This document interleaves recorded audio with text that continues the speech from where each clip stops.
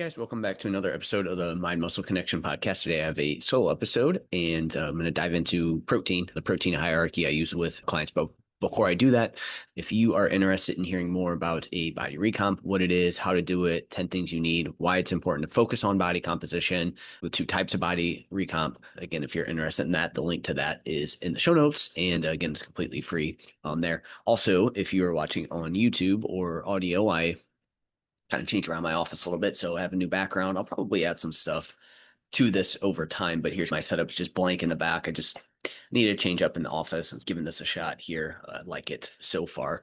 So with that out of the way, let's dive into today's topic. So I want to go over the protein hierarchy I use with clients. So how do we break this down, right? Because again, we know we need to eat enough protein.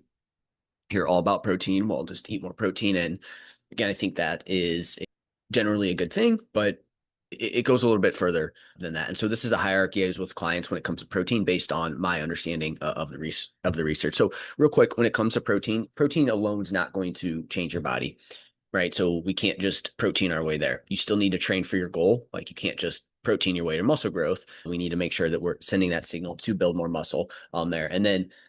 And we need to manage our overall caloric intake based on where you're trying to go. So if we're trying to gain weight, then we need to obviously eat more calories than we expend. If we're trying to lose weight, we need to expend less calories than we bring in, right? However, protein is one of those habits you can add in rather than cut things out that is going to move you in the right direction with this. Okay, so this is why I think protein, this is one thing I've learned from Dr. Mike Nelson recently is you have this, okay, from a physiological standpoint, on a scale of 1 to 10, if we do this, how beneficial is it going to be? And then we also need to take the other side of the equation of how likely is a client to do that, right? So there's certain things that he mentions, low intensity cardio. Okay, from a physiological standpoint, that's a 10, but or not necessarily a 10, but up there, 8, 9. But from somebody sticking with that regularly, it's a 2 or 3. So again, you would want to find things that are a little bit higher. And to me, protein is one of those ones that from a physiological standpoint, there's going to be a ton of benefit, but it's also easy to tell a client to add something in versus take out a bunch of things. And so again, protein is one of those really like base habits that we need to get dialed in. And inside the performance recomp method, like that's high on the priority list. If anyone is if someone is not eating enough protein, that gets bumped up super high on the priority list. And again, it's one of those things that can do what I just talked about in terms of managing your overall caloric intake. Why it helps keep you full. In most cases, the more protein you eat, again, the satiety is going to be higher. So you're just going to feel fuller there, right? It can also slightly increase how many calories you burn each day by increasing the thermic effect of food. Protein uses the most energy to absorb and digest. And obviously it helps support muscle. It supports muscle growth, which there's a lot of interesting things around in terms of when we have more muscle, one, our body composition is going to be better because we have more muscle. But again, there's going to be a ton of other health benefits from that are going to make it tougher to gain body fat when you have more muscle, right? Now, again, it's not 100% insurance policy, but it's a pretty damn good one at that. And so again, this is going to help you manage your body comp in that process. So protein is just going to do a lot of different things. And that's probably why if we were to rate it on like a physiological benefit, it's going to be up there in terms of like 8, 9, 10, probably closer to 9 to 10 on that. And again, it's something we can add in and it's going to help manage all these things. So, but it's not magic, but it is foundational when it comes to body composition. And then once you're getting enough of it, there are a few key details that matter beyond just eat more, right? So again, here's my order of importance for protein. So one, obviously, total daily protein intake is going to be priority number 1, right? So there's other things that we can focus on, but at the end of the day, we need to focus on eating more protein, or we need to get enough throughout the entire day. This is a foundation. If you miss here, nothing else really matters as much. If we're low, like we could have the perfect timing, we could have the perfect sources, but if we're low, it really doesn't matter there. So how much are we looking at from a protein standpoint? Probably 1 gram per pound of body weight, but still a solid, easy to remember target. But again, we want to work our way towards that over time. It's not if you get 0.7 grams per pound of body weight, you're not going to be missing out. It's just over time, we probably want to get close to that 1 gram per pound of body weight. And again, it's just an easy marker to understand there. If you do have higher body fat percentages, you may scale this based on lean body mass or like your goal weight. But again, this number is going to work for most, right? If you're 200 pounds and you have high body fat levels, or again, you're 250 pounds and you have high body fat levels, do you need to aim for 200 to 250 grams of protein? Probably not. You can, again, go off of your lean body mass or again, your goal weight. So if your goal weight's 175 and you're 250, then maybe you go for 175. So that's how we would base it, because it can get challenging for people who are at higher body weights to hit that amount of protein.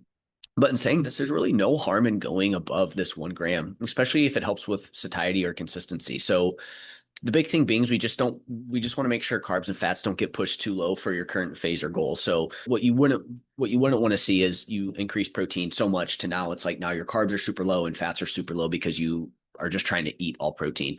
Again, I think in the very short term, if that was like you did that for 1 or 2 days or something like that, it wouldn't be a big deal. It's just when you do that regularly that it would be more of an issue.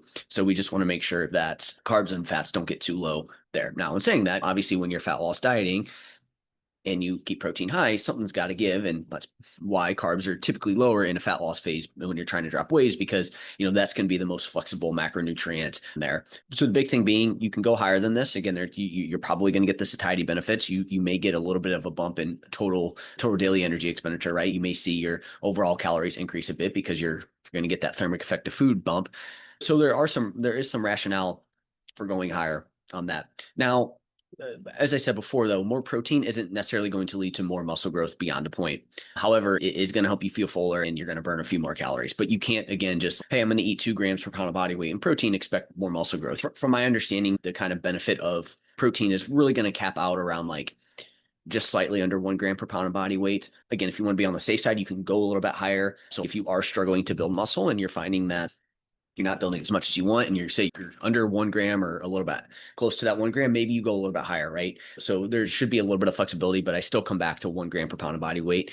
And if we nail these other things that I'm talking about, you're probably in a good spot at that standpoint, right? So again, it could be you need to increase a little bit more, but you may also want to hit some of these things as well too that I'm about to talk about there. And I think it's going to be very dependent. Like some people could go a little bit lower than 1 gram and still max out the muscle building benefits as well too. But as I said, from a safety standpoint, when I say safety, just is a way to ensure that you're getting enough. I think 1 gram per pound of body weight is good. All right, so number 2 on the list is going to be protein timing. So we have overall protein intake that needs to be there. Number 2 is going to be protein timing. And just because it's second doesn't mean it's not important, right? You can't outtime a low overall intake, but once daily intake is dialed in and heading in the right direction, timing does matter, especially if you care about muscle growth, body comp recovery, and even satiety as well too there, right? So again, timing is, I think in general, timing of your nutrition is a variable that when we look long term, you're not going to see, not, I guess not necessarily long term, in say these 6, 8, 12, 16-week studies, from a weight perspective, you really don't see a big difference. But I think from a body comp standpoint over time, and again, if we were to really extend this out to even extended periods of time, I think there's going to be a difference. Like you'll start to see things diverge a little bit more here, because I think if we're not nailing meal timing in general, then performance may not be as good, satiety may not be as good. And so it's the same thing here with protein, right? So some things that I try to aim for with protein timing is, one, we want to start our day with a protein heavy meal. So that first meal I think is super important to get protein, not necessarily from like there's going to be this magic to it. It's just the big thing being it's going to help keep you full. If your first meal of the day is like a high carb, high fat, low protein meal, you're going to be fighting an uphill battle from a hunger standpoint. That's just what I've seen working with clients is when they don't get high protein meals in to start the day, they're hungrier throughout the day. Get protein. The second, and this is, these aren't necessarily in any order here in terms of timing, but the next one would be get protein in within 1 to 2 hours post training, maybe even sooner, and definitely sooner if your pre-workout meal was light or more than 2 hours earlier. So if you go into training and you haven't eaten for more than 2+ hours, you want to try and get that protein in a little bit sooner there. You don't have to get it like the minute after you stop training, but you want to start to get it in a little bit more with that. But if we eat 1 to 2 hours before, we have a little bit larger of a wiggle room here in terms of getting food in, getting protein in. But we still don't want to go too terribly long after your workout. And this has been brought up to me multiple times too. The benefit of getting it in right after you work out is it's just a way to bump up your total daily intake. And again, we know the importance of that, right? You could be fighting an uphill battle here if you don't get in, say, 30 to 50 grams after a workout. It could be a little bit harder to get it in there. So again, we can use timing as a way to help with the total intake. But again, I just want to show you that the importance of protein is really going to come down to the total daily intake first. From there, we want to spread protein across at least 3 meals per day, right? I think 3 to 5 is a sweet spot for most, hitting about 20 to 40 grams per meal at that point. Obviously, if you get 3 in, you're probably closer to 40. If you get 5 in, really at any point like 20, you would obviously have to get it up more later on there. Ideally, we're getting at least 3 servings of 20 grams of protein at different times throughout the day. Okay. In terms of, I'm not overly concerned about like I used to be a little bit more a stickler for, hey, we want to keep it fairly consistent in terms of how much we get in. Oh, hey, 30, 30, 30 is going to be better than like 20, 40, 6, right? I'm less concerned about that. I'm more concerned about hitting that threshold of about 20-ish grams at least 3 times a day. Okay. I think from a muscle building standpoint, you're going to see better muscle growth there. So if we are muscle focused, which again, I think most people should be at least somewhat, they should be doing as many easy things as they can to help with the muscle growth process because it is slow and it is so beneficial. And it's just a hard thing to come by that even if your number one goal isn't necessarily to maximize muscle growth, I still think you should be focused on this because most people have less muscle than they think and it's just harder to come by there. So we're at least trying to hit that 20 gram mark 3 times per day. Again, you could do one that's 20, you could do one that's 80 grams, like 20, then 80, then 50, and that's 150 grams right there. Just because, again, there's been some recent research that's shown a lot of people thought, oh, hey, the more you do it one time, you're not going to necessarily use that all towards going towards muscle growth. Whereas now the understanding is that that's really not a big deal. And you can go up to, and then research, they've gone all the way up to 100 grams at one time. And that wasn't necessarily the case where like you wouldn't utilize that protein towards body composition related things. So we have a little bit more wiggle room there if we need to with that. In saying this, you can make 2 meals work, but it's just going to be tougher to hit your target, and muscle growth may not be quite as quote unquote optimal with if you just do this in two. Again, is it going to be this thing where you're not going to build any muscle? No, but if we're as I said, we ideally like everyone I'm coaching, like I'm pushing towards, let's at least get 3 in because from a body comp standpoint, it's likely going to be superior to do that versus 2. Again, we can make 2 work, but again, as I said, you run into the issue of it's hard to get in the amount of protein you need in 2 meals. So again, this could be it also what is considered a meal. So you could certainly do 2 full meals and then like a high protein snack, right? Like that to me, that's three protein servings that you're having at that point. So you can totally make that work. That wouldn't be an issue there.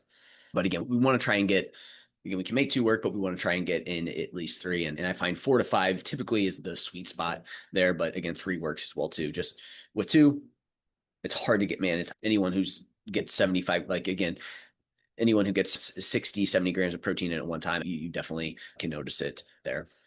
All right, so that's the timing. Now number 3 on the list is going to be protein source. So this is going to come in 3 for a reason. If you're nailing intake and timing, the specific source matters less. A lot of people think that, oh, hey, you need to have, say, chicken breast or something like that. That being said, animal-based proteins tend to have better amino acid profiles for muscle growth, but you don't have to be all or nothing. Okay. So if you're using more plant-based proteins or you're just not getting more, you're not basing everything on like animal-based sources, it's smart to mix up your sources. So you're not relying on the same amino acid profile every single time. Because again, when we get away from animal-based protein sources, like typically there's always at least one amino acid that's lacking in that. And so for accounting for that, we could run into some potential issues. But in saying that, like your overall protein intake still is priority number 1 here. So if you're getting enough protein overall and you're somewhat varying up your protein sources, even though it's not all animal based, you're probably more than fine on there, right? And so again, we want to combine complementary sources when we can, like rice plus beans or oats plus protein powder or something like that, right? To get the kind of full spectrum of amino acids there. So example protein sources again are going to be like chicken, turkey, lean beef,